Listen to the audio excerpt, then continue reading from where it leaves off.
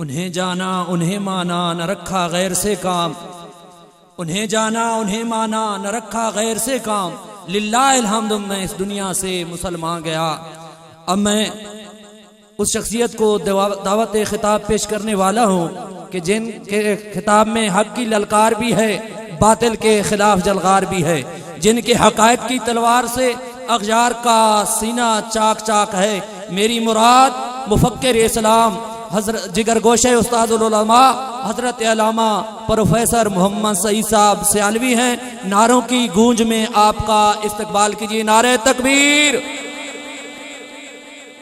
ذرا بلند آواز سے نعرہ تکبیر، نعرہ رسالت، نعرہ رسالت۔ فیضان فقیہ العصر حضرت علامہ مولانا مفتی محمد ابراہیم صاحب سیالوی۔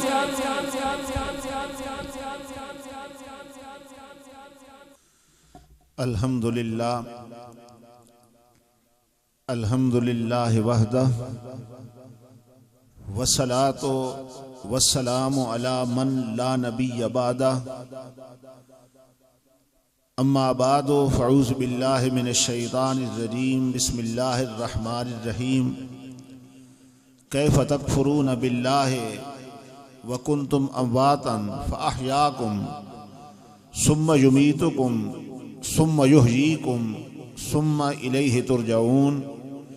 صدق اللہ العلی العظیم وصدق رسولہ النبی الکریم الامین الرؤوف الرحیم، ونحن علی ذالک لمن الشاہدین والشاکرین والحمد للہ رب العالمین۔ درود پاک بآواز بلند۔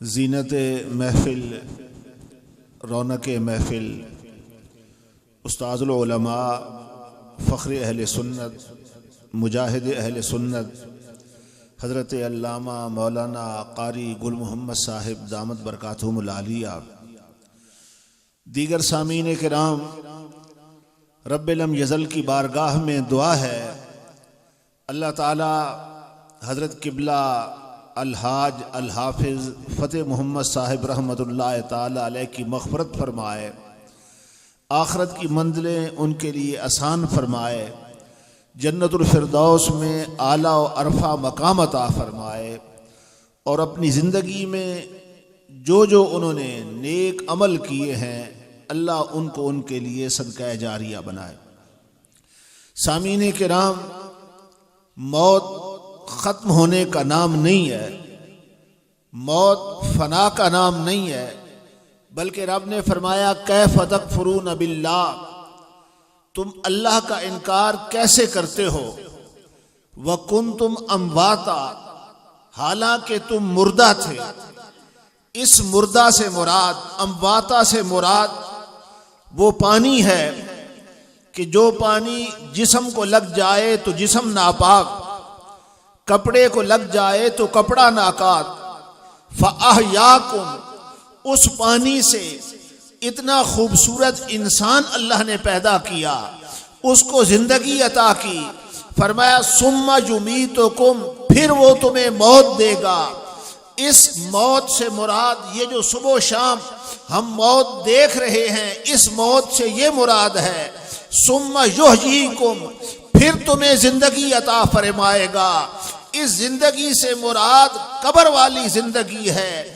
ثم الیہ ترجعون، پھر تم اللہ کی طرف لوٹائے جاؤ گے۔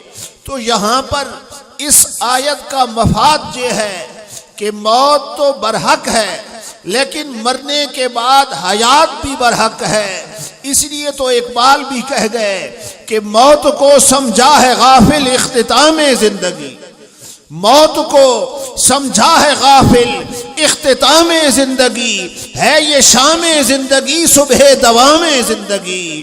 تو موت فنا کا نام نہیں ہے، بلکہ حضرت ابراہیم علیہ السلام نے رب کی بارگاہ میں عرض کیا رب ارنی کیف تحیی الموتی، کہ اے میرے رب مجھے دکھا کہ تو مردوں کو زندہ کس طرح فرمائے گا؟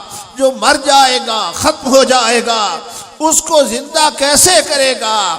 رب نے فرمایا قالا اولم تؤمن، کیا ابراہیم تم ایمان نہیں لائے؟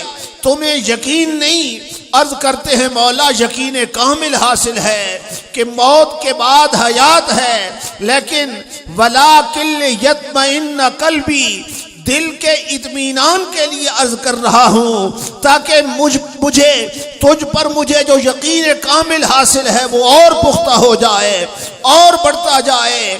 تو رب نے فرمایا کہ اے ابراہیم 4 پرندے لے لو۔ حضرت ابراہیم نے ایک مور لیا، ایک کوا لیا، ایک کبوتر لیا، ایک مرغ لیا، پھر حکم آیا کہ اے پیارے ابراہیم ان 4 پرندوں کو اپنے ساتھ مانوس کر لو۔ حضرت ابراہیم نے ان 4 کو اپنے ساتھ مانوس کیا، پھر اللہ کا حکم آیا کہ اب ان کو ذبح کرو۔ حضرت ابراہیم علیہ السلام نے ان کو ذبح کیا، فرمایا ان کا قیمہ تیار کرو۔ حضرت ابراہیم نے ان 4 پرندوں کا قیمہ تیار کیا۔ اب حکم آیا کہ اس قیمے کو آپس میں ملا دو، گڑبڑ کر دو۔ حضرت ابراہیم نے ان 4 کا، مرغ، کبوتر، مور اور کوا، ان 4 کا جو قیمہ تیار کیا تھا اس کو مکس کر دیا، آپس میں ملا دیا۔ پھر حکم آیا اب اس مکس شدہ قیمے کے 4 حصے کر دو۔ حضرت ابراہیم نے 4 حصے کیے، فرمایا 4 مختلف پہاڑوں پر رکھو۔ ایک حصہ اس پہاڑ پہ رکھا، دوسرا اس پہاڑ پہ رکھا، تیسرا ادھر رکھا، چوتھا ادھر رکھا۔ 4 مختلف پہاڑوں پر وہ قیمہ رکھ دیا گیا۔ فرمایا اب ان پہاڑوں کے درمیان میں کھڑے ہو جاؤ، وسط میں کھڑے ہو جاؤ۔ حضرت ابراہیم نیچے اترے پہاڑوں سے اور پہاڑوں کے وسط میں درمیان میں کھڑے ہوئے، فرمایا ثم ادعوہن یاتینک سایہ، اے پیارے ابراہیم اب ایک ایک پرندے کو آواز دو، بلاؤ۔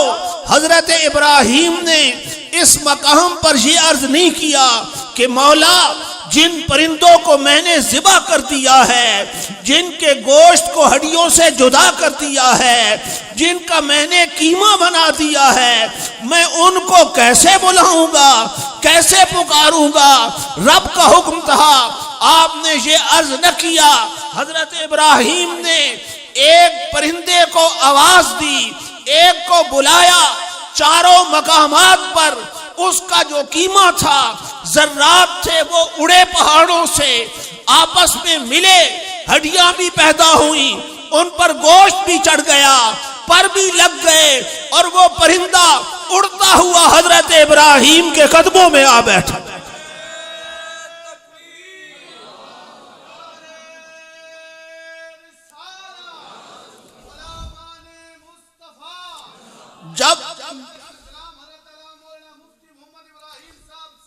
جب ان کو پکارا گیا، حضرت ابراہیم نے ایک ایک کو آواز دی، پکارا، 4 پرندے زندہ ہوئے، ان کا قیمہ جو تھا آپس میں ملا بھی صحیح، ہڈیاں بھی پیدا ہوئیں، ہڈیوں پر گوشت بھی چڑھا، اس میں روح بھی آئی، اڑتا ہوا حضرت ابراہیم کے پاس آ بیٹھا۔ جو رب چاہے تو پرندوں کو زندہ کر سکتا ہے، تو انسان جس کو اشرف المخلوقات کا تاج پہنا کے بھیجا گیا، اسے بطریق اولا زندہ کیا جا سکتا ہے۔ قرآن کے دوسرے مقام کو دیکھیے، فرمایا او کالذی مر علی قریۃ وہی خاویۃ علی عروشها قال انا یحیی ہذہ اللہ بعد موتها۔ حضرت عزیر علیہ السلام ایک بستی سے گزرتے ہیں، بستی ویران ہو چکی ہے، بستی اجڑی پڑی ہے، ان کے مکانات گر چکے ہیں، لوگ مر چکے ہیں۔ حضرت عزیر نے جب بستی کو ویران دیکھا، بستی کو اجڑا ہوا دیکھا، سوچنے لگے کہ لوگ مر چکے تھے، ان کی ہڈیاں بھی ریزہ ریزہ ہو چکی تھی، ان کا گوشت بھی گل چکا تھا۔ آپ کو خیال آیا کہ ان لوگوں پر اتنا عذاب آیا کہ بستی اجڑ گئی، ویران ہو گئی، لوگ مر گئے، گوشت کے ذرے جو تھے وہ بھی ختم ہو گئے، ہڈیاں بھی ریزہ ریزہ ہو گئیں۔ انا یحیی ھذہ اللہ بعد موتہا، اللہ ان کو زندہ کیسے کرے گا کہ جن کو قبریں بھی نصیب نہ ہوئی، جن کے گوشت ذرات میں گوشت کے ذرات بھی ختم ہو گئے، اس کو اللہ کیسے زندہ کرے گا؟ اب اللہ نے حضرت ابراہیم کو حضرت عزیر کو اپنی قدرت دکھائی۔ قرآن کے الفاظ ہیں فَأَمَاتَهُ اللَّهُ مِئَةَ عَامٍ ثُمَّ بَعَثَهُ، حضرت عزیر پر موت طاری کر دی گئی، ان کی وفات ہو گئی۔ کتنا عرصہ حالت موت میں رہے؟ مئۃ عام، ایک دن نہیں، 2 دن نہیں، 100 سال تک رہے۔ 100 سال کا عرصہ گزر گیا۔ فَأَمَاتَهُ اللَّهُ مِئَةَ عَامٍ ثُمَّ بَعَثَهُ اللَّهُ، پھر اللہ نے ان کو زندہ کیا، اٹھایا۔ رب نے سوال کیا کم لبثتا، آپ نے اس حالت میں کتنا وقت گزارا، کتنا ٹائم گزارا؟ آپ نے عرض کیا لبثت یوما او بعد یوم، ایک دن تو پورا نہیں گزرا۔ جب میں آیا تھا تو صبح کا وقت تھا، جب مجھ پر یہ کیفیت طاری ہوئی، میری آنکھ کھلی تو مجھے لگتا ہے کہ دن بھی پورا نہیں گزرا، سورج غروب ہونے کے قریب ہے، میں ایک دن رہا یا اس کا کچھ حصہ رہا۔ فرمایا پیارے عزیر 100 سال کا عرصہ گزر چکا ہے۔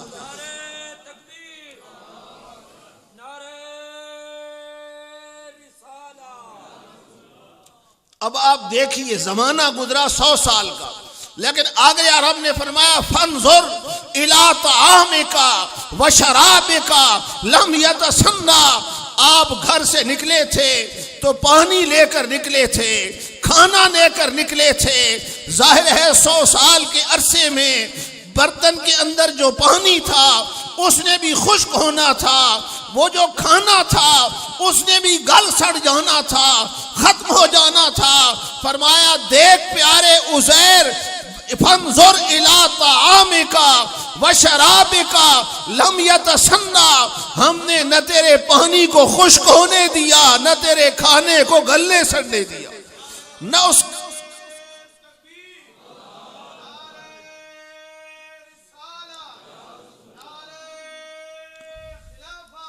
پھر فرمایا فانظر الی حمارک، اب ذرا اپنے گدھے کو بھی دیکھ، جس گدھے پر حضرت عزیر سوار تھے وہ ختم ہو چکا تھا، ریزہ ریزہ ہو چکا تھا، اس کا نام و نشان تک مٹ چکا تھا۔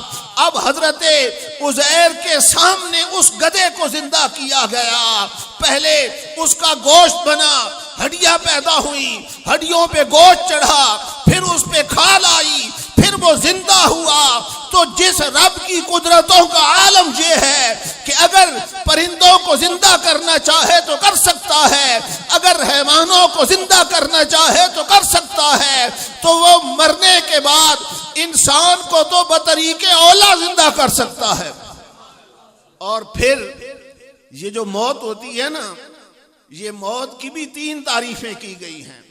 ایک عام بندے کی موت ہے، ایک خاص بندے کی موت ہے، اور ایک رب کا جو انتہائی مقبول اور پیارا ہے اس کی موت ہے۔ عام بندے کی موت کیا ہے؟ فرمایا الموت انتقال من مکان الی مکان، عام بندہ گھر بدلتا ہے، پہلے اس کا گھر زمین کی پیٹھ پر ہوتا ہے، پھر اس کا گھر زمین کے بطن میں ہوتا ہے۔ پہلے اس کا گھر زمین کے اوپر ہوتا ہے، بڑے بڑے محلات بناتا ہے، بڑی بڑی کوٹھیاں بناتا ہے، لیکن پھر اس کا گھر زمین کے اندر چلا جاتا ہے، ایک قبر کی جگہ اس کا گھر ہوتا ہے۔ یہ عام بندے کی موت ہے۔ اور کچھ خاص بندے ہوتے ہیں، ان کی موت کیا ہے؟ فرمایا الموت انتقال من حال الی حال، ان کے لیے موت حالت کی تبدیلی ہے۔ پہلے ان کا حال ہر بندے کے سامنے ہوتا ہے، چلتے بھی ہیں، کاروبار بھی کرتے ہیں، کھاتے پیتے بھی ہیں، لیکن پھر ہر بندہ ان کے حال تک نہیں پہنچ سکتا۔ ان کے لیے زمان و مکان کی کوئی قید نہیں ہے، ان کا مکان زمین کی پیٹھ پر ہو یا زمین کے بطن میں، انہیں اس سے کوئی فرق نہیں پڑتا، کوئی فرق سے نہیں پڑتا۔ تو ان کے لیے موت کیا ہے؟ حالت کی تبدیلی ہے۔ اور فرمایا ایک رب کے انتہائی مقبول ہیں، انتہائی پیارے ہیں، رب کے لاڈلے ہیں، رب جن کے ناز بھی برداشت کرتا ہے، ان کے لیے موت کیا ہے؟ فرمایا الموت جسر یوصل الحبیب الی الحبیب، موت ایک پل ہے جس کو کراس کر کے وہ رب کی بارگاہ میں پیش ہوتے ہیں۔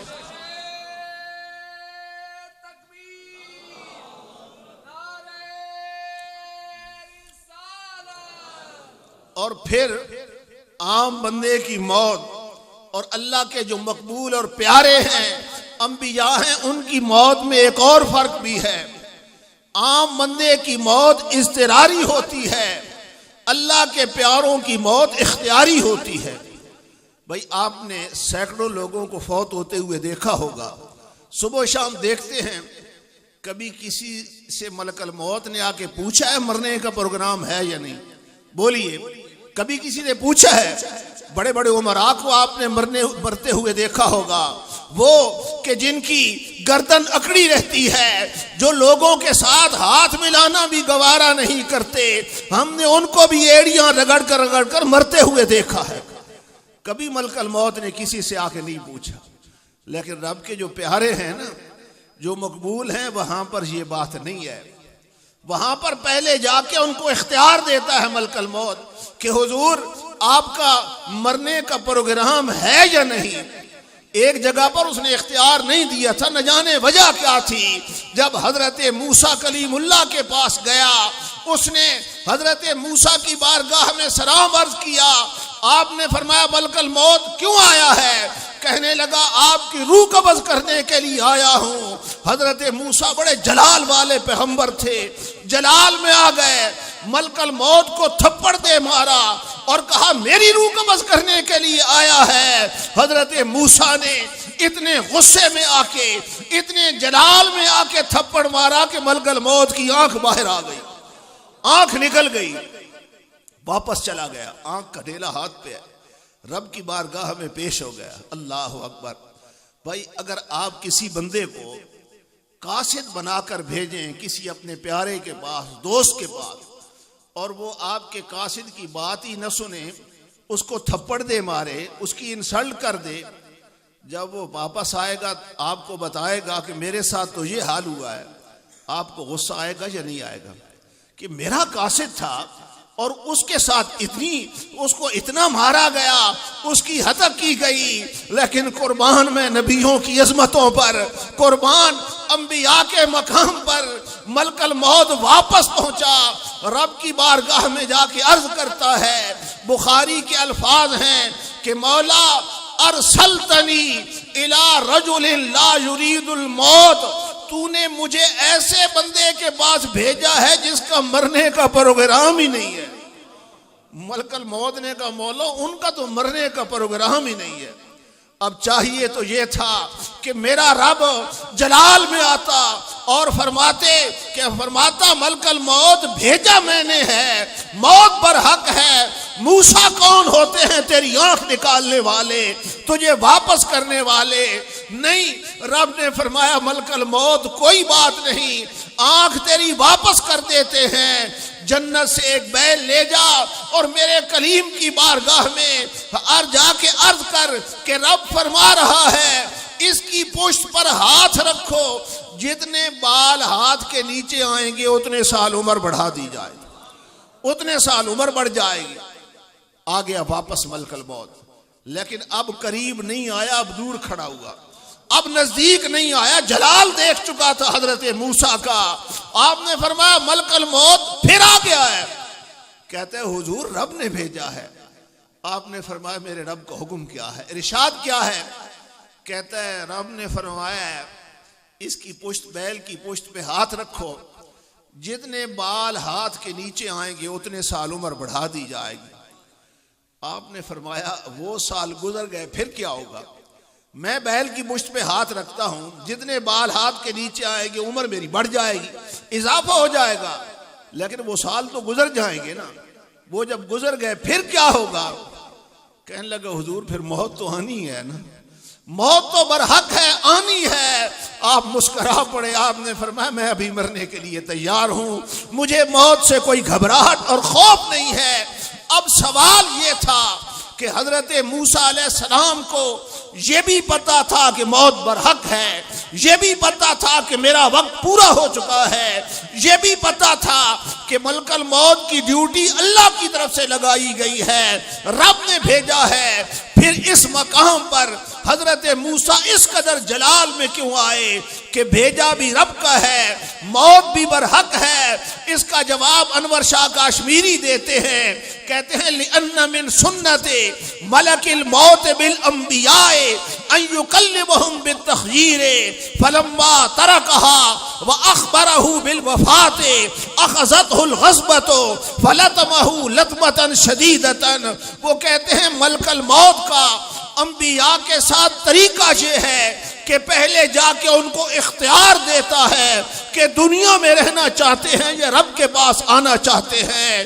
نہ جانے اس مقام پہ ملک الموت کو کیا ہو گیا کہ حضرت موسیٰ جیسے جلال والے پیغمبر کو اس نے اختیار نہیں دیا، بغیر اختیار کے بات کر دی۔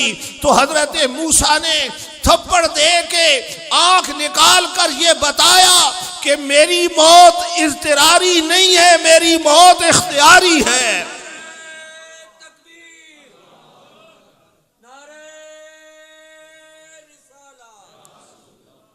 اور پھر انور شاہ نے ایک اور بات بڑی غضب کی اس مقام پہ لکھی ہے، وہ کہتے ہیں حضرت موسیٰ کا یہ ہاتھ تھا، ملک الموت تھا جو برداشت کر گیا حضرت موسیٰ کا تھپڑ، ورنہ رب نے حضرت موسیٰ کے ہاتھ میں اتنی طاقت رکھی ہے، اتنی قوت رکھتی ہے کہ اگر جلال میں آ کے ایک پہاڑ پر اس طرح ہاتھ کر دیں پہاڑ بھی ریزہ ریزہ ہو جائے، پہاڑ کے بھی پرخچے اٹھ جائیں، اتنی طاقتوں کا مالک ہے، اتنی شانوں کا مالک ہے۔ یہ ملک الموت تھا جس نے لوگوں کی روحیں قبض کرنی تھی، حضرت موسیٰ کی اس جلال کو تھپڑ کو برداشت کر گیا۔ حضرت موسیٰ نے تھپڑ مارا اس لیے تھا کہ بتانا تھا میری موت اضطراری نہیں ہے، اختیاری ہے، اور ساتھ ملک الموت کو یہ سبق بھی دینا تھا، یہ درس بھی دینا تھا کہ میرے پاس تو آ کے ڈائریکٹ آ کے بات کر دی، صرف آنکھ نکلی ہے، میرے بعد ایک دربار ایسا بھی آ رہا ہے، ایک بارگاہ ایسی بھی آ رہی ہے کہ اگر وہاں پر اختیار نہ دیا، وہاں پر تو حال یہ ہے کہ یہاں تو آنکھ گئی ہے، وہاں پہ ساری باتیں چلی جائیں گی، ساری باتیں رائے گاہ جائیں گی۔ اس نبی کا مقام یہ ہے، اس لیے وہاں پہ جانا تو احتیاط کر کے جانا۔ اور پھر میرے نبی کے پاس جب آیا، اللہ اکبر، جب امام الانبیاء کے پاس آیا، میرے آقا بیمار ہیں، حضور علیل ہیں، پہلے حضرت جبریل امین کو بھیجا گیا، سرکار کی بارگاہ میں حضرت جبریل حاضر ہوئے، بیمار پرسی کی عادت کی، حال احوال پوچھا، اتنے میں دروازے پہ دستک ہوئی، سرکار نے فرمایا کون؟ ملک الموت نے عرض کیا حضور آپ کا خادم ملک الموت۔ آپ نے فرمایا آ جاؤ، آ کے بیٹھ گیا، کوئی بات نہیں کی۔ سرکار نے فرمایا ملک الموت کیوں آئے ہو؟ عرض کرتا ہے حضور رب نے بھیجا ہے، اور رب کا ارشاد یہ ہے کہ اگر آپ دنیا میں رہنا چاہیں تو ساری دنیا پر آپ کی بادشاہی ہو، اقتدار آپ کا ہوگا، حکومت آپ کی ہوگی، ساری دنیا کے آپ حکمران واحد ہوگے، دنیا کے جتنے خزانے ہیں سب کے مالک آپ کے ہوں گے، دنیا کی بادشاہی آپ کی ہوگی، اور اگر رب کے پاس آنا چاہیں تو آپ کی مرضی ہوگا، اس طرح آپ حکم دیں گے۔ ملک الموت یہ بات عرض کر کے خاموش ہو گیا۔ اس نے سرکار کو اختیار دے دیا کہ دنیا میں رہیں تو بادشاہی ہے آپ کی، ساری دنیا پر آپ حکمران ہوں گے۔ رب کے پاس آنا چاہیں تو آپ کی مرضی۔ میرے آقا نے جبریل امین کی طرف دیکھا، حضور نے فرمایا جبریل ملک الموت کی بات سن لی ہے؟ عرض کرتے ہیں آقا سنی ہے۔ سرکار نے فرمایا مشورہ دو، اب کیا کرنا چاہیے، کیا کرنا چاہیے؟ حضرت جبریل نے عرض کیا آقا ہونا تو اسی طرح ہے جس طرح آپ فرمائیں گے، مرضی تو آپ کی چلنی ہے، لیکن اگر مجھ سے پوچھتے ہیں، میرا مشورہ چاہتے ہیں تو ان ربک الی لقائک یشتاق، آپ کا رب آپ کی ملاقات کا مشتاق ہے، آپ کا رب آپ کا انتظار کر رہا ہے۔ جب جبریل نے یہ بات کی، میرے آقا نے فرمایا جبریل میں نے دنیا کی بادشاہی کو کیا کرنا، میں نے دنیا کی حکومتوں کو کیا کرنا، میں نے دنیا کے اختیار کو کیا کرنا، میں نے دنیا کے خزانوں کو کیا کرنا۔ اللہم بالرفیق الاعلیٰ، اللہم بالرفیق الاعلیٰ۔ میرے آقا کا سر اقدس امی عائشہ کی گود میں تھا، پکار اٹھی کہ میرے آقا تو چلے گئے اپنے رب کے پاس، میرے آقا تو چلے گئے اپنے رب کے پاس۔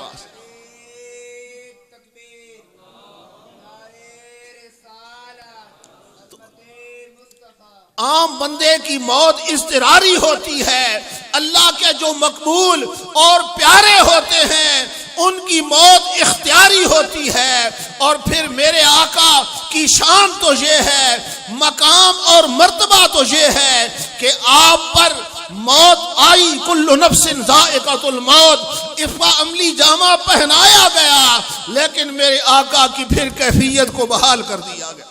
حضور کی حیات بھی برقرار ہے، بلکہ نبی علیہ السلام کے اختیار کا عالم تو یہ ہے، صرف موت ان کی اختیاری نہیں ہے، اللہ نے اپنے کل معاملات میں محبوب کو اختیار دے کے بھیجا ہے، تاکہ وہ تکوین، چاہے وہ تکوینی ہوں، چاہے وہ تشریعی ہوں، رب نے اختیار دے کے بھیجا ہے۔ بلکہ اللہ کا محبوب اگر قرآن کے کسی عام حکم کو خاص کرنا چاہے، رب نے یہ بھی اختیار دے کے بھیجا ہے، اگر خاص حکم کو عام کرنا چاہے، رب نے یہ بھی اختیار دے کے بھیجا۔ اس کی مثال قرآن سے، قرآن میں ہے ان الصلاۃ کانت علی المؤمنین کتابا موقوتا، کہ مومنوں پر نماز مقررہ وقت میں فرض ہے۔ صبح کی نماز صبح کے ٹائم میں پڑھنی ہے، فجر کی نماز فجر کے ٹائم میں پڑھنی ہے، ظہر کی نماز ظہر کے ٹائم میں، عصر کی نماز عصر کے ٹائم میں، مغرب کی نماز مغرب کے ٹائم میں، عشاء کی نماز عشاء کے ٹائم میں۔ اگر سارے مولوی، سارے پیر، شیخ الحدیث اکٹھے ہو جائیں، ایک نماز کا ٹائم تبدیل کر سکتے ہیں؟ بولیے، ایک رکعت کا ٹائم، جملہ صحابہ اکٹھے ہو جائیں، ایک رکعت کا ٹائم بدل سکتے ہیں؟ نہیں بدل سکتے، کیونکہ رب کا فرمان ہے کہ نماز مقررہ وقت پہ فرض ہے۔ اگر وقت سے پہلے پڑھیں گے تو وہ ہوگی ہی نہیں، اگر وقت کے بعد پڑھیں گے تو وہ قضا پڑھ رہے ہوں گے۔ نماز کے جو اوقات مقرر ہیں انہی میں نماز ادا کرنی ہے۔ اللہ اکبر۔ میرے آقا میدان عرفات میں پہنچے ہیں، حج کا سب سے اہم رکن وقوف عرفات ادا کیا جانا ہے۔ میرے آقا نے مقام میدان عرفات میں ظہر کے وقت میں پہلے ظہر کی نماز ادا فرمائی۔ حضور جو ہی ظہر کی نماز سے فارغ ہوئے، میرے آقا نے فرمایا اب عصر کی نماز پڑھنی ہے، اب عصر کی نماز پڑھنی ہے۔ 1,00,000 یا اس سے بھی زیادہ صحابہ کا ٹھاٹھے مارتا ہوا سمندر ساتھ تھا۔ کسی صحابی نے یہ عرض نہیں کیا آقا وقت تو ظہر کا ہے، عصر کا وقت تو شروع نہیں ہوا، آپ ظہر کے وقت میں عصر پڑھا رہے ہیں۔ لیکن صحابہ جانتے ہیں احترام میں نبی کے شریعت کھڑی رہی، اکرام میں نبی کے عبادت کھڑی رہی۔ کسی صحابی نے سوال نہ کیا، میرے آقا نے ظہر کے وقت میں عصر کی نماز پڑھا دی۔ اللہ اکبر۔ کسی صحابی نے یہ عرض نہیں کیا کہ آقا وقت سے پہلے تو نماز ہوتی نہیں ہے اور آپ نے وقت سے پہلے پڑھا دی، کوئی ثابت نہیں ہے۔ حضور میدان عرفات میں ہے، وقوف عرفات فرماتے ہیں جب سورج غروب ہوا، اب سورج غروب ہونے کے بعد بندہ مومن سب سے پہلا کام نماز مغرب کی ادائیگی کرتا ہے، کیونکہ مغرب کا وقت باقی نمازوں کی نسبت تھوڑا ہوتا ہے۔ جو ہی سورج غروب ہوتا ہے مسلمان مغرب کی نماز ادا کرتا ہے۔ میرے آقا میدان عرفات میں ہیں، سورج غروب ہوا، مغرب کی نماز کا وقت شروع ہوا، میرے آقا میدان عرفات سے نکل پڑے، حضور چل پڑے عرفات سے، صحابہ بھی حضور کے پیچھے ہیں۔ کسی صحابی نے یہ عرض نہیں کیا کہ آقا نماز کا کیا کریں گے، مغرب کی نماز کا وقت جا رہا ہے۔ ہماری مسجدوں میں تو امام ذرا لیٹ ہو جائے نا، امام ذرا لیٹ ہو جائے تو مسجدوں میں فتنے برپا ہو جاتے ہیں۔ مقتدی جاتے ہیں نا مسجد میں، داخل ہو کے گھڑی دیکھتے رہتے ہیں، اول تو جانے کی توفیق نہیں ہوتی نا، اگر چلی بھی جائے تو مسجد میں نگاہ گھڑی پر ہوتی ہے۔ اللہ کے بندو مسجدوں میں جا کے آرام اور سکون سے بیٹھا کرو، عبادت کیا کرو۔ حضور کی حدیث ہے المؤمن فی المسجد کالسمک فی الماء، کہ مومن کو مسجد میں اس طرح سکون ملتا ہے جس طرح مچھلی کو پانی میں سکون ملتا ہے، اور والمنافق فی المسجد کالطیر فی القفص، اور منافق مسجد میں اس طرح ہوتا ہے جس طرح پرندہ پنجرے میں قید ہوتا ہے، اور اس کی کوشش ہوتی ہے کسی وقت دروازہ کھلے اور میں باہر نکل جاؤں۔ اس لیے جن لوگوں کے دل مسجدوں میں نہیں لگتے وہ اللہ سے معافی مانگا کریں، رب کی بارگاہ میں توبہ کیا کریں اور اپنا محاسبہ کیا کریں کہ میرے اندر کون سی ایسی کمزوری ہے، میرا کون سا جرم ہے کہ جس کی بنیاد پر مجھے رب کے گھر میں بھی سکون نہیں ملتا، رب کے گھر میں مجھے سکون نہیں ملتا۔ تو مومن کو مسجد میں سکون ملتا ہے، مومن کو مسجد میں آرام ملتا ہے۔ تو میں عرض یہ کر رہا تھا، سورج غروب ہوا، میرے آقا میدان عرفات سے نکل پڑے، صحابہ بھی حضور کے پیچھے، کسی صحابی نے نماز نہیں پڑھی، یعنی نماز کا وقت تو شروع ہو چکا تھا نا۔ ہماری مسجدوں میں تو یہ ہوتا ہے نا، امام کے ساتھ ذرا اختلاف ہو نا تو جا کے الگ نماز پڑھنا شروع کر دیتے ہیں، یہ بہت بڑا فتنہ ہے۔ اکثر مسجدوں میں یہ ہے کہ امام کے ساتھ ذاتی اختلاف ہوا، نماز جا کے الگ شروع کر دی، جماعت کھڑی ہوگی الگ جا کے پڑھنا شروع کر دیں گے۔ ایسے بندے کے بارے میں بڑی سخت وعید ہے، نبی علیہ السلام نے فرمایا تارک الجماعت ملعون، جماعت کو جان بوجھ کر چھوڑنے والا لعنتی ہے۔ حضور نے اس بندے کو لعنتی قرار دیا ہے۔ یہ بڑا المیہ ہے کہ ہر ان پڑھ مفتی بنا ہوا ہے، ہر ان پڑھ جاہل بنا ہوا، جاہل جو ہے وہ مفتی بنا ہوا ہے۔ اگر مسئلے پوچھنے کی تکلیف نہیں کریں گے، امام کے ساتھ ذرا اختلاف ہے الگ جا کے نماز شروع کر دیں گے مسجد میں، یعنی یہ نہیں دیکھتے کہ یہ مسلمانوں کے اجتماع کے بھی خلاف ہے، ظاہری جو روایات ان کے بھی خلاف ہے۔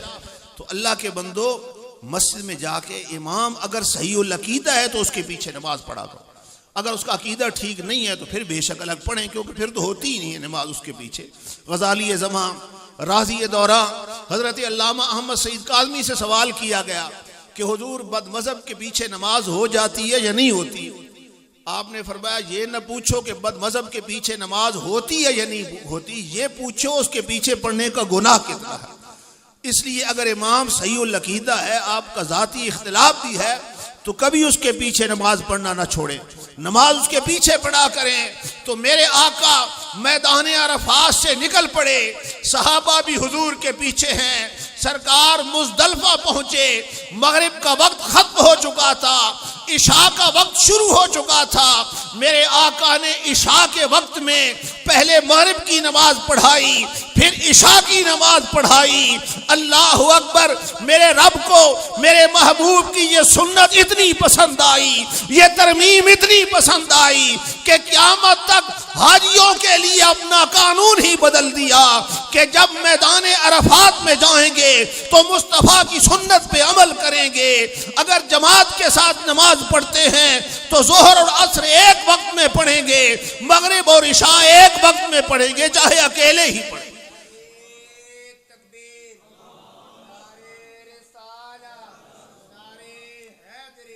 بلکہ میرے آقا کے اختیار، قرآن کا فیصلہ ہے والذین یتوفون منکم ویذرون ازواجا یتربصن بانفسہن اربعۃ اشہر وعشرا، کہ جس عورت کا شوہر فوت ہو جائے نا 4 مہینے اور 10 دن وہ حالت عدت میں ہے، حالت سوگ میں ہے، نہ بناؤ سنگار کر سکتی ہے، نہ گھر سے باہر نکل سکتی ہے، نہ آگے جو ہے میک اپ کر سکتی ہے، 4 مہینے 10 دن حالت عدت میں ہے۔ ایک اور بات بڑی مشہور ہے، لوگوں میں پتہ نہیں یہاں پر بھی ہو یا نہیں، ہمارے علاقے میں ہے کہ جس عورت کا شوہر فوت ہو جائے نا، جب گھر سے اس کی میت نکالنے لگے تو جو عورت 40 قدم میت کے ساتھ چلی جائے اس کی عدت ختم ہو جاتی ہے۔ یہ ایک جاہلانہ بات مشہور ہے، حالانکہ 4 مہینے 10 دن عدت ہے، اس میں کوئی ترمیم نہیں کر سکتا، نہ کسی کو اختیار ہے ترمیم کرنے کا، رب کا فیصلہ ہے، قرآن کا فیصلہ ہے کہ جس عورت کا شوہر فوت ہو جائے 4 ماہ اور 10 دن حالت عدت میں ہے، حالت سوگ میں ہے۔ حضرت اسماء کے شوہر حضرت جعفر جب شہید ہوئے، حضرت اسماء آ گئی میرے آقا کی بارگاہ میں، عرض کرتی ہے یا رسول اللہ 4 مہینے 10 دن میں عدت نہیں گزار سکتی، میرے لیے قانون میں ترمیم کی جائے، ضابطے کو بدلا جائے، میرے لیے گنجائش پیدا کی جائے۔ اللہ اکبر، میرے نبی نے یہ نہیں فرمایا اسماء فیصلہ رب کا ہے، میں کون ہوتا ہوں تبدیل کرنے والا، نہیں، میرے آقا نے فرمایا اسماء تیرے لیے ضابطہ بدل دیتے ہیں، تیری عدت صرف 3 دن ہے، 3 دن کے بعد تو گھر سے نکل بھی سکتی ہے، شادی بھی کر سکتی ہے۔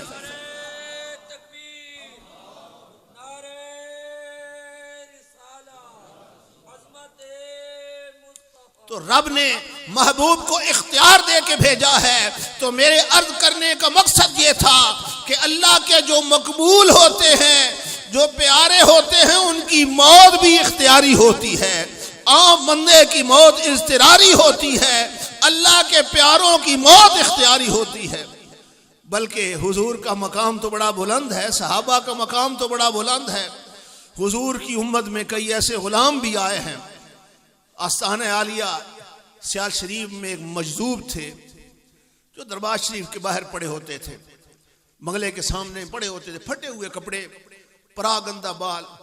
یہ جو پھٹے ہوئے کپڑوں میں ہوتے ہیں نا، پراگندہ بال ہوتے ہیں، ان کو ویسے نہ سمجھا کریں۔ حضور کی حدیث ہے ربا اشعثا اخبرا مدفوع بالابواب لو اقسم علی اللہ لا برہ، کہ کچھ لوگ ہیں کہ جن کے کپڑے پھٹے ہوئے ہوتے ہیں، جن کے بالوں میں مٹی پڑی ہوتی ہے، لوگوں کے دروازوں پر جاتے ہیں، لوگ ان کے پھٹے ہوئے کپڑوں کو دیکھ کر، بالوں کی مٹی کو دیکھ کر ان کو دھکے دے کے دروازوں سے ہٹا دیتا ہے، لیکن محبوب نے فرمایا وہ رب کو اتنے پیارے ہیں، لو اقسم علی اللہ لابرہ، اگر اللہ پہ قسم کھا لیں اللہ ان کی قسموں کو پورا کر دیتا ہے۔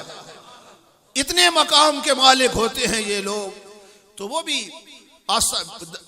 بنگلے شریف کے باہر پڑے ہوتے تھے، منگل کا دن تھا، فوت ہو گئے۔ حضور پیر سیال کو اطلاع کی گئی کہ حضور مجذوب باہر پڑا ہوا تھا، وہ تو فوت ہو گیا، اس کی روح پرواز کر گئی ہے، منگل کا دن تھا۔ آپ تشریف لائے، آپ نے فرمایا تو نے کیا کیا؟ منگل کے دن تو ہم سفر نہیں کیا کرتے، ہمارا معمول تو منگل کے دن سفر کرنے کا ہے نہیں، تو منگل کے دن رخصت ہو گیا۔ آنکھیں ملتا ہوا اٹھ کے بیٹھ گیا، کہتے ہیں حضور کل چلا جاؤں گا، آج نہ صحیح کل چلا جاؤں گا۔ تو رب کے جو پیارے ہوتے ہیں ان کی موت بھی اختیاری ہوتی ہے، ان کی موت اضطراری نہیں ہوتی، رب ان کو اختیار دیتا ہے۔ تو ایک عام بندے کی موت ہے، ایک خاص بندے کی موت ہے، ایک رب کے جو انتہائی مقبول اور پیارے ہیں ان کی موت ہے۔ عام بندہ دعا مانگا کریں کہ دنیا سے جائیں تو ایمان کی حالت میں ساتھ لے گا، ایمان کام آئے گا، اور ایمان کے بعد اعمال صالحہ کام آئیں گے۔ انسان کی جتنی دولت ہو، کبھی کسی کے ساتھ زمینیں گئی ہیں، بولیے کسی کے ساتھ، کبھی کسی کے ساتھ بینک بیلنس کیا ہے؟ نہیں گیا، کیونکہ قرآن کا فیصلہ ہے ما ھذہ الحیات الدنیا الا لہو و لعب، دنیا کی زندگی یہ کھیل اور تماشا ہے۔ سکندر جس کی حکومت کا سورج بھی غروب نہیں ہوتا تھا، جس کے گھوڑوں کے باندھنے کے جو کیل تھے وہ بھی سونے کے بنے ہوئے تھے، اتنی دولت تھی، لیکن جب موت سامنے آئی وصیت کی کہ میرا جنازہ اٹھایا جائے تو میرے دونوں ہاتھ کفن سے باہر نکال دے، کفن سے باہر نکال دینا۔ پوچھا گیا کیوں کفن سے ہاتھ باہر کیوں نکالنے ہیں؟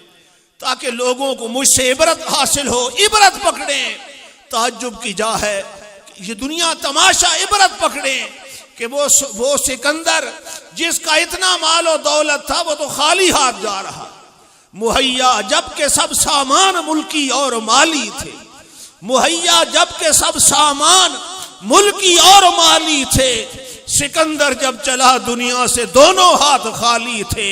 کہاں ہے سکندر، کہاں ہے وہ دارا، کہاں ہے سکندر، کہاں ہے وہ دارا، مٹے نامیوں کے نشاں کیسے کیسے، زمین کھا گئی آسمان کیسے کیسے، جب دنیا ہے ہی ایک کھیل اور تماشا، یعنی جس طرح ایک گیم ہوتی ہے نا، ایک کھیل ہوتی ہے، جتنی دیر تک وہ گیم ہوتی رہتی ہے لوگ دیکھتے رہتے ہیں، خوش ہوتے رہتے ہیں نا، گیم ختم ہوئی بس وہ ساری چیز ختم ہو گئی، اسی طرح ہے نا۔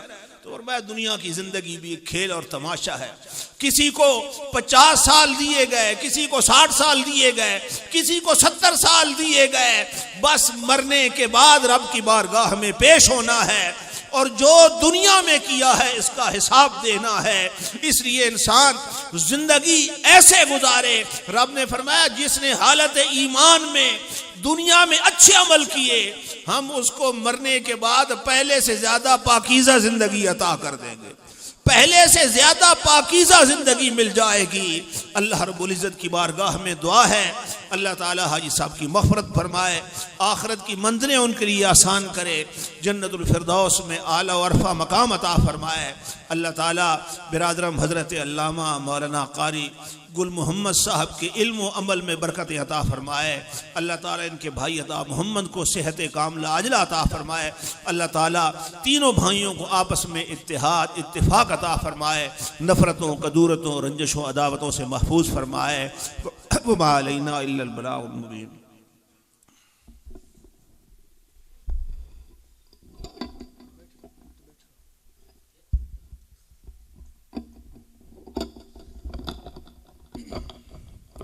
أعوذ بالله من الشيطان الرجيم بسم الله الرحمن الرحيم اللهم صل على سيدنا ومولانا محمد وعلى آل سيدنا ومولانا محمد وبارك وسلم بسم الله الرحمن الرحيم قل يا أيها الكافرون لا أعبد ما تعبدون ولا أنتم عابدون ما أعبد ولا أنا عابد ما عبدتم ولا أنتم عابدون ما أعبد لكم دينكم ولي دين بسم الله الرحمن الرحيم قل هو الله أحد الله الصمد لم يلد ولم يولد ولم يكن له كفوا أحد بسم الله الرحمن الرحيم قل هو الله أحد الله الصمد لم يلد ولم يولد ولم يكن له كفوا أحد بسم الله الرحمن الرحيم قل هو الله أحد الله الصمد لم يلد ولم يولد ولم يكن له كفوا أحد بسم الله الرحمن الرحيم قل أعوذ برب الفلق من شر ما خلق ومن شر غاسق إذا وقب ومن شر النفاثات في العقد ومن شر حاسد إذا حسد بسم الله الرحمن الرحيم قل أعوذ برب الناس ملك الناس إله الناس من شر الوسواس الخناس الذي يوسوس في صدور الناس من الجنة والناس بسم الله الرحمن الرحيم الحمد لله رب العالمين الرحمن الرحيم مالك يوم الدين إياك نعبد وإياك نستعين اهدنا الصراط المستقيم صراط الذين أنعمت عليهم غير المغضوب عليهم ولا الضالين بسم الله الرحمن الرحيم ألف لام ميم ذلك الكتاب لا ريب فيه هدى للمتقين الذين يؤمنون بالغيب ويقيمون الصلاة ومما رزقناهم ينفقون والذين يؤمنون بما أنزل إليك وما أنزل من قبلك وبالآخرة هم يوقنون أولئك على هدى من ربهم وأولئك هم المفلحون وإلهكم إله واحد لا إله إلا هو الرحمن الرحيم إن رحمة الله قريب من المحسنين وما أرسلناك إلا رحمة للعالمين ما كان محمد محمد أبا أحد من رجالكم ولكن رسول الله وخاتم النبيين وكان الله بكل شيء عليما إن الله وملائكته يصلون على النبي يا أيها الذين آمنوا صلوا عليه وسلموا تسليما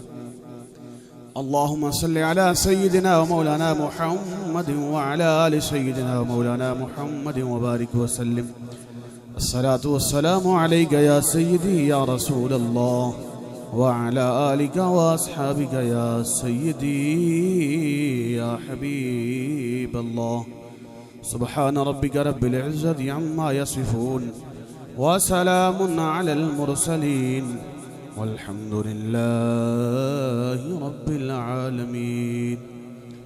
جتنی کلام پڑھی حضرت صاحب جمیل کر دو.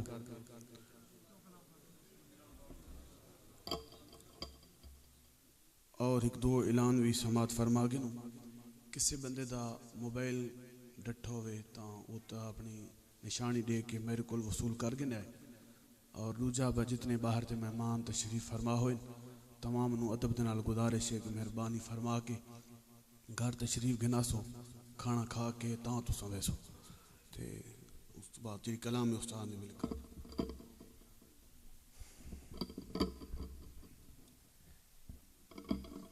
چونکہ احباب جدوں دے میرے والد گرامی فوت ہوئے اللہ تعالیٰ انہوں دی قبر دے رحمت و مغفرت فرمائے انہوں دی تے ساڑے دوست احباب جتنے ہیں وہ طلباء جو ہیں انہوں نے کئی قرآن کریم دے ختم کیتے ہیں. صرف وہ میں پیش کر رہا ہوں جڑے لکھوائے گئے میں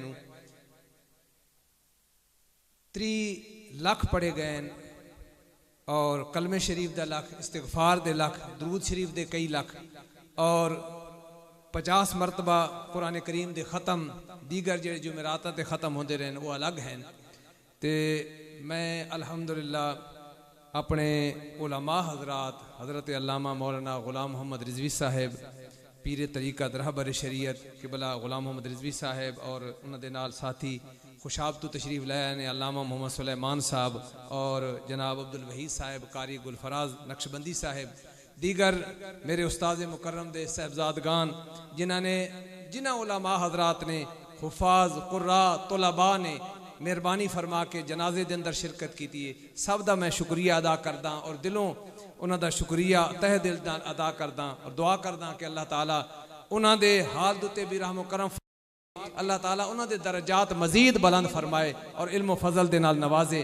تو دعا واسطے میں گزارش کرے سا پیر طریقت رہبر شریعت حضرت قبلہ غلام محمد رضوی صاحب دامت برکاتہم العالیہ نو کہ آپ دعا فرمائے سے جتنی کلام پڑھی نے ساری انہوں دے ملک کر دو. جو کچھ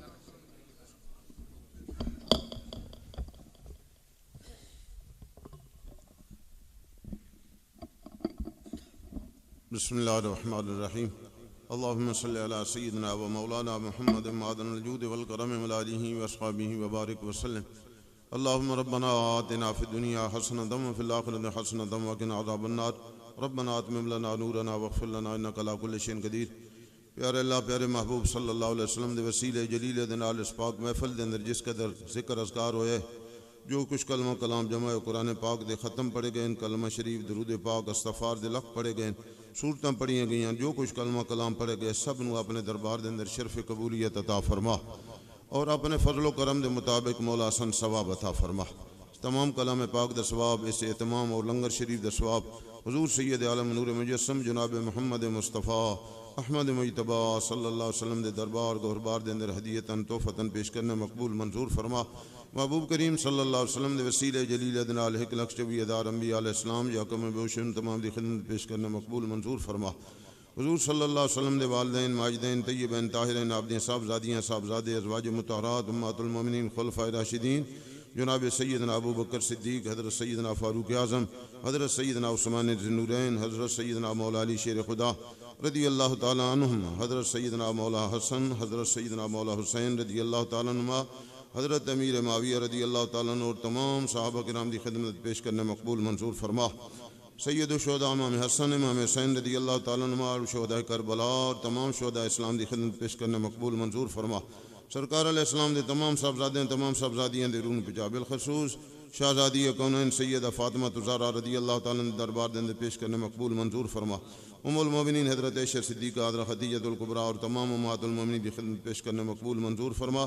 نبی پاک علیہ السلام دی تمام آل بیت پاک دی بارہ امام دی خدمت پیش کرنے مقبول منظور فرما۔ صحابہ کرام، صحابیات، تابعین، تبع تابعین، ائمہ مجتہدین، عاشق مصطفیٰ حضرت اویس کرنی رضی اللہ تعالیٰ دی خدمت پیش کرنے مقبول منظور فرما۔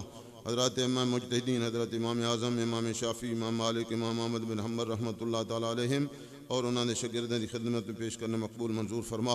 سرکار صلی اللہ علیہ وسلم نے صدقے اس پاک کلام دے ثواب نے اور تبرک دے ثواب تمام بزرگان دین، قادری، چشتی، نقشبندی، سہروردی، بالخصوص حضور پیر پیرا میر میرا محبوب سبحانی قطب ربانی حضرت شیخ سید عبد القادر جیلانی حسنی حسینی رضی اللہ تعالیٰ کی خدمت پیش کرنے مقبول منظور فرما۔ آپ دے والدین، آپ دی تمام آل اولاد کی خدمت پیش کرنے مقبول منظور فرما۔ پیارے اللہ، پیارے محبوب صلی اللہ علیہ وسلم دے وسیلے جلیلے دے نال قرآن کریم دے ختمہ دا ثواب، لکھ شریف دا ثواب، جو کچھ کلمہ کلام جمع ہویا تمام کلام پاک دا ثواب، اس نیاز و تبرک اور اہتمام دا ثواب خصوص بالخصوص حضرت مولانا قاری گل محمد صاحب دے والد مرحوم حضرت استاذ الحفاظ فتح محمد صاحب رحمۃ اللہ تعالی دی روح نو اصال ثواب کی تا مقبول منظور فرما۔ پاک کلام دی برکت دے نال اپنے محبوب علیہ السلام دے توسل دے نال حضرت مرحوم دے درجات مرتبات بلند فرما، انہاں دی قبر نو جنت باغ چ باغ فرمائے۔ محبوب کریم صلی اللہ علیہ وسلم دے وسیلے جلیلے دے نال جوار رحمت دی جگہ عطا فرمائے۔ بتقاضا بشریت جو غلطی خطا سرزد ہوئی اس تو درگزر فرما، انہاں نے نیکیاں نو مقبول منظور فرما کہ یا اللہ انہاں نے درجات مرتبات بلند فرما۔ اہل خانہ دی جتنے خیش اقارب فوت ہو گئے ان تمام دی روح نو اصال ثواب کرنے، میرے سمیت حاضرین مجلس دے خیش اقارب ابا اجداد اساتذہ و مشائخ اعظام جڑے اس دنیا تو پردہ فرما گئے، ان سب دی روح نو پہنچا کے یا اللہ سب نو جنت الفردوس مقام عطا فرما۔ حضور صلی اللہ علیہ وسلم دی امت دے جتنے مسلمان مرد عورت صحیح العقیدہ آج تک اس دنیا تو فوت ہو گئے، ان تمام دی روح نو پہنچا کے یا اللہ سب دی بخش مغفرت فرما، اپنے محبوبہ نے درجات مرتبات بلند فرما۔ سرکار صلی اللہ علیہ وسلم دے وسیلے جلیل دے نال مرحوم حافظ صاحب رحمۃ اللہ علیہ دے اولاد پاک اور انہاں دے خیش و اقارب نو یا اللہ صبر جمیل عطا فرما۔ سرکار صلی اللہ علیہ وسلم دے صدقے یا اللہ اپنے محبوب دے صدقے ہر ایک مسلمان نو آخری وقت کلمہ شریف نصیب ہو۔ جتنے حضرات اس پاک محفل دے اندر تشریف لائے، علماء کرام دے علم عمل دین دنیا دے اندر یا اللہ غیر فانی برکت عطا فرما۔ جتنے حضرات باقی تشریف لائے نے سب دی حاضری مقبول منظور فرما، تمام نے پریشانی دور فرما، الہی بیماران صحت تندرستی عطا فرما۔ جو مسلمان بے اولاد نے اولاد نرین عطا فرما، اولاد والے نے اولاد نو نیک صالح فرما، جنت ماں باپ زندان والدین دی خدمت دی توفیق عطا فرما۔ سرکار صلی اللہ علیہ وسلم دے صدقے یا اللہ اسلام دا پرچم بلند فرما، دشمنان اسلام نو زیر فرما، روئی زمین دے مظلوم مسلمان دی مدد و نصرت فرما، تمام اسلامی ممالک دی حفاظت فرما، بالخصوص ملک پاکستان نو استحکام ترقی عطا فرما، افواج پاکستان نو کامیابی کامرانی عطا فرما، اس ملک دے اندر عملی طور تے نظام مصطفیٰ دا نفاذ فرما، مذہب حق اہل سنت و جماعت دا قلب و چرچا فرما، علماء مشائخ اہل سنت دی عمرن دے اندر برکت فرما۔ حضرت علامہ مولانا گل محمد صاحب اور انہاں دے خیش و اقارب دے رزق مال جان مان دین دنیا دے اندر برکت عطا فرما۔ الہی اپنے محبوب صدقے ہر مسلمان نو آخری وقت کلمہ شریف نصیب ہوئے، مرن تو پہلے محبوب صلی اللہ علیہ وسلم دے روضہ پاک دی زیارت نصیب ہوئے، بیت اللہ شریف دا حج نصیب ہوئے۔ یا الہی رحم فرما مصطفیٰ صلی اللہ علیہ وسلم کے واسطے، یا رسول اللہ کرم کیجئے خدا کے واسطے، مشکلیں حل کر شے مشکل کشا کے واسطے، کربلائیں رد شہید کربلا کے واسطے، الہی تڑپنے پھڑکنے کی توفیق دے، دل مرتضیٰ سوز صدیق دے۔ صلی اللہ تعالی علی حبیبہ سیدنا و مولانا و مرشدنا محمد و آلہ و اصحابہ و اہل بیتہ اجمعین۔ دعا خیر۔ الحمدللہ رب العالمین والعاقبۃ للمتقین والصلاۃ والسلام علی سید الانبیاء والمرسلین۔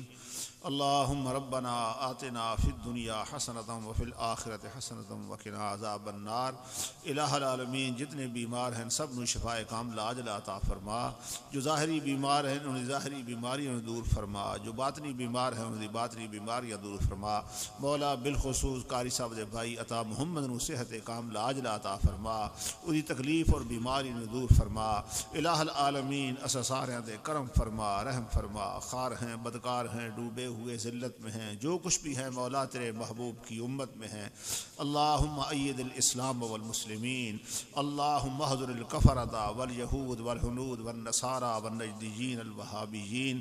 اللہم ربنا تقبل منا انک انت السمیع العلیم وتب علینا یا مولانا انک انت التواب الرحیم۔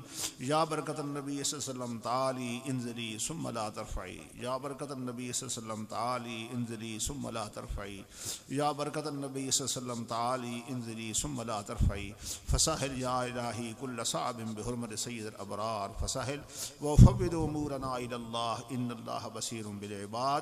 وصلی اللہ تعالی علی خیر خلقہ محمد وعلی آلہ وصحبہ اجمعین برحمتہ۔